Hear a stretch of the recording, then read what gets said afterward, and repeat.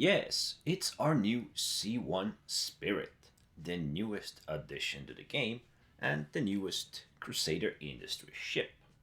It is a direct competitor to the Drake Cutlass Black and the MISC Freelancer.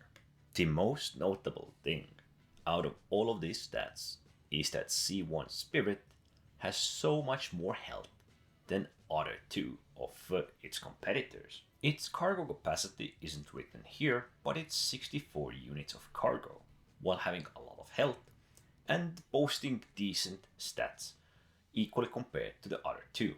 Coming with this health, it is also the biggest or has the biggest dimensions out of all of these three.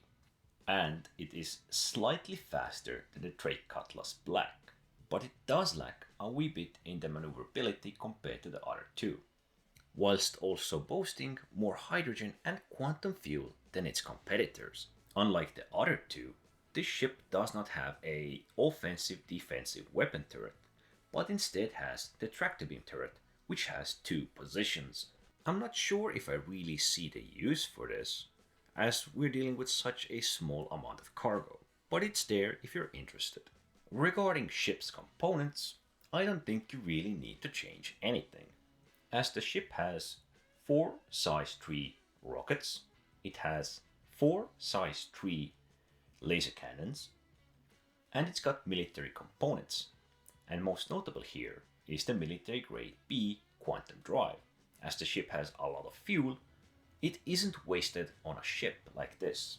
The interior of the ship is kept very simple. Right in the first room you do get your ship's modules on both sides of the room behind the panels. The on and off ramp actually has a nice visual as well. It shows a fat red line around the area where the off ramp is about to be deployed or closed. The second room inside the ship doesn't offer anything more. This is the cargo storage area, or if you wish you can even store some vehicles in here.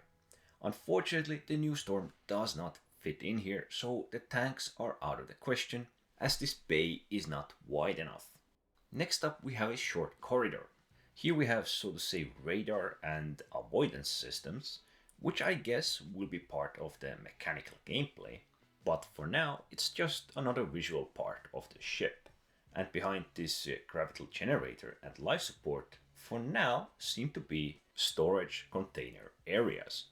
Perhaps at some point when the mechanical gameplay will be introduced, those areas will get filled with electronics and other gizmos. And in the last part we do get the cockpit and, well, sleeping area, the common area. As usual, all of the ships these days are gonna get a bathroom, or at least every ship which has enough room, and of course it comes with a complimentary toilet.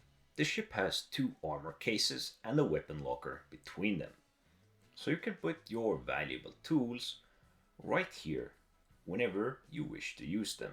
So unfortunately these don't at the moment work, and they do look very much like escape pods. We also get 2 beds and 2 external storage lockers, one above each bed. There is also a small kitchen area or storage area which has these compartments for whatever special goods you may intend to use. And of course there is the pilot and co-pilot seat, pilot controlling the ship and its weapons, while the co-pilot having access to the turret, which unfortunately is a tractor beam. The ship is not really meant for combat, although it can hold its own against other same-sized ships. Most notable, of course, the big health pool, which can help it survive quite a bit. But for the downside, if you should lose a wing for whatever reason, you will lose massive amount of control, and even if you might just be hovering, the ship will start to tilt to one side. What I really like about this ship is when you exit quantum drive or long distance travel, there is this nice blue residue which seems to go so perfectly well with this ship, and I just had to see a wee bit more.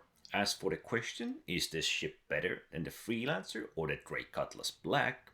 I can say right now I would not prefer a Freelancer. I think this ship is definitely above a Freelancer, but when it comes to Drake Cutlass Black, I think they're actually perfectly on par. Because Drake Cutlass Black is an offensive ship, and this is a cargo ship, and they're balanced in different ways. C1 has the durability, while the Trade Cutlass Black has the offensive capabilities.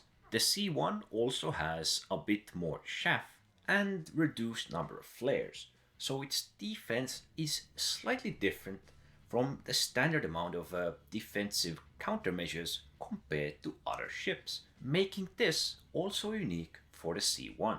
I highly suggest trying out this ship if you can. It is definitely a beautiful addition to these medium-sized cargo ships like the MISC Freelancer and the Trade Cutlass Black, and I see this as a pretty good competitor. Anyway, don't forget to subscribe, and thanks for watching.